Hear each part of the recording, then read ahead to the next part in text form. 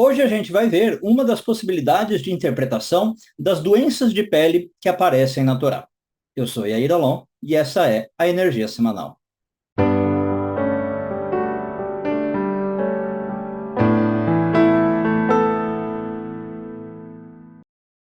A porção de Tazria traz o famoso ensinamento sobre as doenças de pele, né, que alguns até traduzem aí como lepra, mas não é a lepra. E quando a gente começa a ler o texto, a gente logo vê como existem, inclusive, vários detalhes sobre essa doença, né? Vários tipos, e não é exatamente a lepra, como eu disse. Tem várias minúcias ali a serem aprendidos. As diferentes variedades da doença, então, elas não são só diferentes e mostram que são doenças diferentes, mas elas também são curadas, né? E tratadas de forma diferente. Então, só para você ter uma noção, se você quiser, pega a sua Bíblia, leia Levítico 13:2. Eu vou citar aqui o texto de cabeça, livremente, e ele diz mais ou menos o seguinte: se uma pessoa tiver na pele da sua carne, e aí ele menciona três doenças, ou seet, ou sapahat, ou bacheret. Eu não vou traduzir de propósito. E isso ali ficar grave, né, se essa doença afligir a pele, o caso deve ser trazido para Arão, que é o sacerdote, ou um dos seus filhos, que também são sacerdotes. Então, como seria de se esperar, a Cabala vai encontrar significado e propósito em cada nuance de cada versículo da Torá. Quando ela vem e fala de três doenças, né, vai ter aí um significado. Como talvez muitos de vocês já sabem, em geral, se entende que essas doenças de pele que a gente está lendo, pelo menos no coletivo, elas como um todo, estão ligadas ao que se chama Lashon Hara, né? É a maledicência, o mau uso da fala. Mas se o texto começa a trazer para nós três tipos diferentes de doença, né, e textos depois explicando os diferentes casos, como é que eu trato, a pergunta que a Kabbalah vai fazer é, o que que isso quer dizer? Né? Não é uma só doença, tem essas especificidades. Então, um jeito de interpretar isso é que nós estamos falando aqui de três tipos diferentes de malfeitores no que diz respeito à fala. Três tipos de maledicência, vamos dizer assim. Existem aquelas pessoas, diz a Kabbalah, que expressam todo tipo de ideia feia e desagradável. A pessoa usa a boca, a língua, fala muito negativamente. São pessoas que a gente ouve elas falando e elas nos parecem muito más, pessoas detestáveis. Mas, na verdade, a fala delas não reflete de maneira correta o seu eu interior, a essência daquela pessoa. A fala não reflete quem aquela pessoa realmente é. É um pouco do ditado brasileiro, cão que ladra não morde, sabe? Existe aí um descompasso. Então, essas são pessoas que tentam mostrar algo com a boca, com bravatas e tal, o jeito de falar, mas por dentro, na verdade, elas são inofensivas. Né? A pessoa interior que está falando, o lado que as pessoas não veem, pode ser um lado gentil, um lado compassivo, um lado bom. Tá? E a fala não reflete isso. Já o segundo tipo é de pessoas, vamos dizer, alinhadas, né? O que você ouve é o reflexo correto do interior dela, é um reflexo preciso da sua essência. A pessoa fala coisas negativas porque ela realmente carrega isso dentro de si. Então, essa pessoa, usando o ditado português, não só ladra, né, sem morder, ela ladra e morde, né? Ela ameaça e faz, ela fala e cumpre, tá? E o terceiro grupo, por fim, inverte o padrão do primeiro. A fala pode ser elegante, pode ser refinada, mas faz parte de uma máscara. É um artifício para esconder a maldade e a impureza interior, né, essencial. A pessoa tem lábia, né, ela te engana, você cai no conto dela, e ela está usando aquilo para o mal. Então ela está usando aquela fala para uma maldade que ela tem dentro dela. A fala desta pessoa, desse terceiro tipo, é particularmente perniciosa e é usada para acrescentar e potencializar a maldade que ela já tem, né? Porque é uma fala que está seduzindo os desavisados, né? Que atrai e que pode afetar negativamente os outros com a sua natureza maligna. Então, ela tem dois níveis de maldade, percebe? O interno e ainda essa deturpação da fala. Nesse sentido, os grupos aqui estão numa hierarquia, né? E eu não sei, sinceramente, se a gente chamaria de crescente ou decrescente, né? É crescente quanto ao nível de maldade, do primeiro para o terceiro caso. Mas é decrescente porque cada nível está mostrando um afundamento moral, né? Cada vez maior da pessoa. Então, depende de como você quer ver. Mas existe uma hierarquia. Então, de um grupo ao outro, a gente está indo de mal a pior, digamos assim.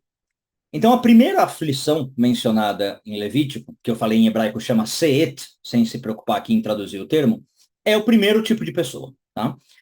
Quando a Torá fala dessa doença, ela enfatiza repetidamente a pele como sendo o lugar da enfermidade, e não a pessoa. né? Como se eu falasse assim, não é a pessoa que está doente, a pele dela está doente. Ao contrário do que vai acontecer mais tarde, né? Com os outros dois casos. Ou seja, o problema dessa primeira pessoa, vamos lembrar, aquela que fala, mas não corresponde ao interno, né? Fala negativo e não corresponde, o problema dessa pessoa está na pele, está no externo, mas não no interno, na pessoa em si. Por isso, esse tipo de pessoa pode parecer às pessoas, pode parecer para os outros, completamente negativo, né? Pode assustar, pode nos deixar com medo, pode fazer coisas do tipo com a sua fala. Mas no fundo, a pessoa não é nada disso. É como eu falei lá atrás, é só bravata, é só da boca para fora, né? É só a pele.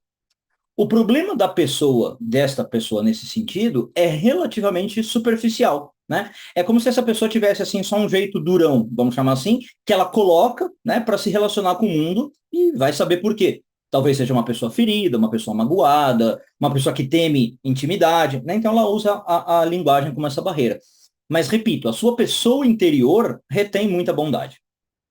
Agora, sabendo que nem sempre é fácil para a gente diferenciar entre a pessoa cujo mal é superficial, como esse primeiro caso, e aquela que realmente é má por dentro, como os dois próximos casos que nós vamos ver, a Torá enfatiza nessa parte, né, várias vezes que a pessoa afetada com essa doença SEET, essa primeira, tem que ser isolada para observação. Você tem que fazer uma espécie de quarentena. E aí o sacerdote, ou assim como todos os outros membros da sociedade, iam lá, nesse período, verificar a cada tanto, várias vezes, né, para estudar esse caso bem de perto e garantir que eles não estavam chegando a uma conclusão errada sobre o problema de pele, saber se ele realmente estava nesse primeiro caso. Então a pessoa ficava, como eu disse, quase que numa quarentena, né, mas não era totalmente isolada, você ia lá ver ela, e isso representa para nós o quê? A necessidade de observar com calma esse tipo de pessoa e não julgar precipitadamente. A segunda doença, que é chamada de Sapahat, né, e depois também tem o nome Shrin na Torá, vai ensinar sobre a pessoa que eu chamei de alinhada, né, na sua maldade. Ela está alinhada por dentro e por fora.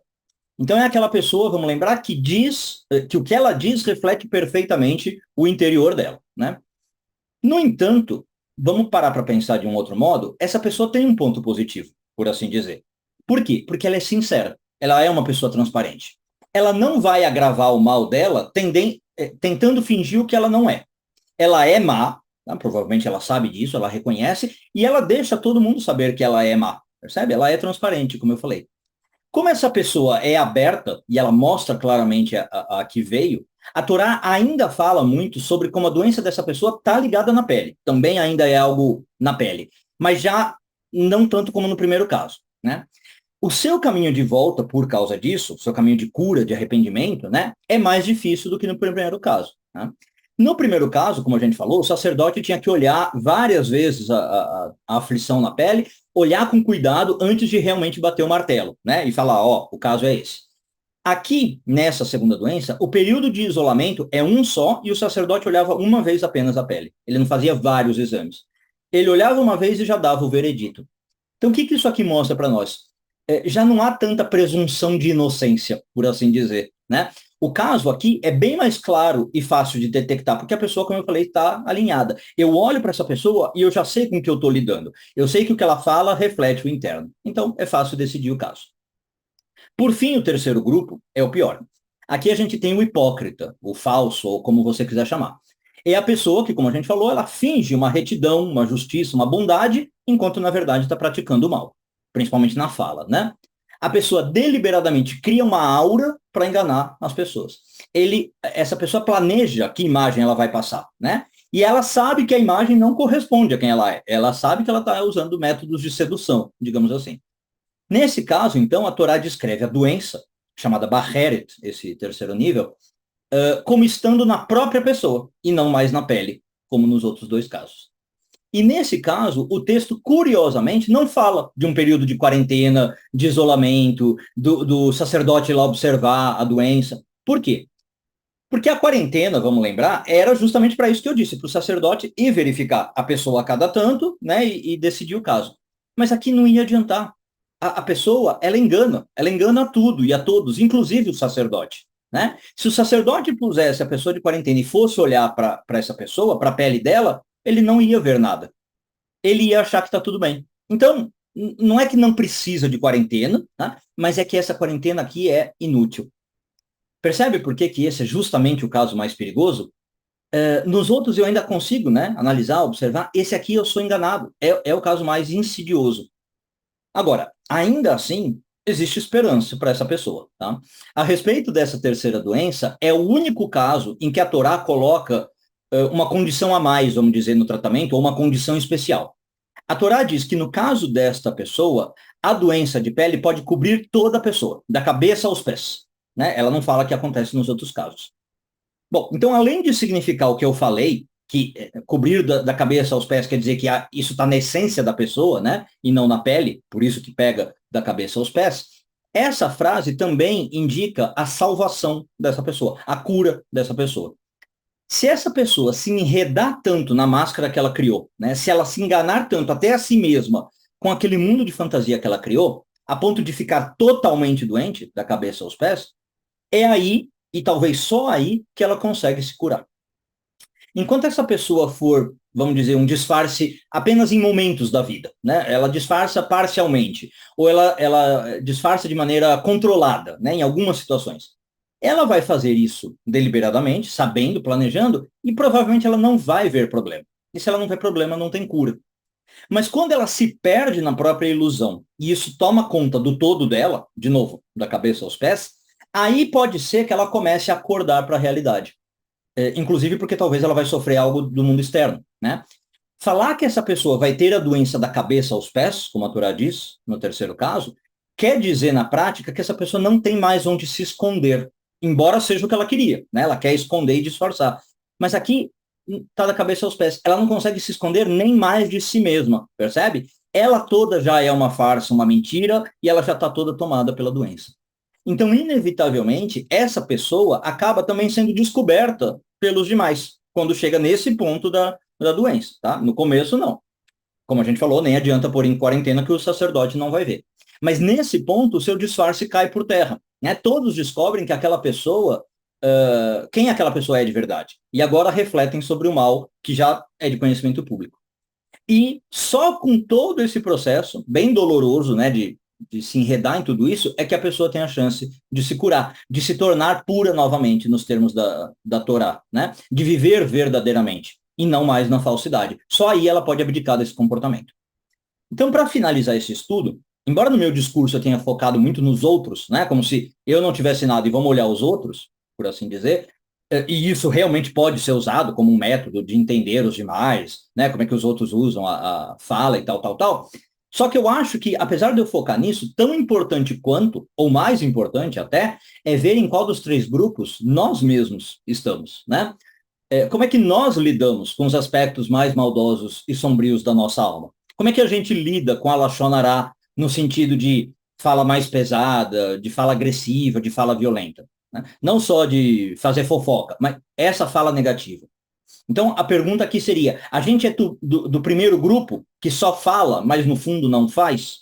A gente é do grupo que realmente extravasa o que a gente já tem dentro, e quando a gente solta alguma coisa maligna é porque está dentro de nós?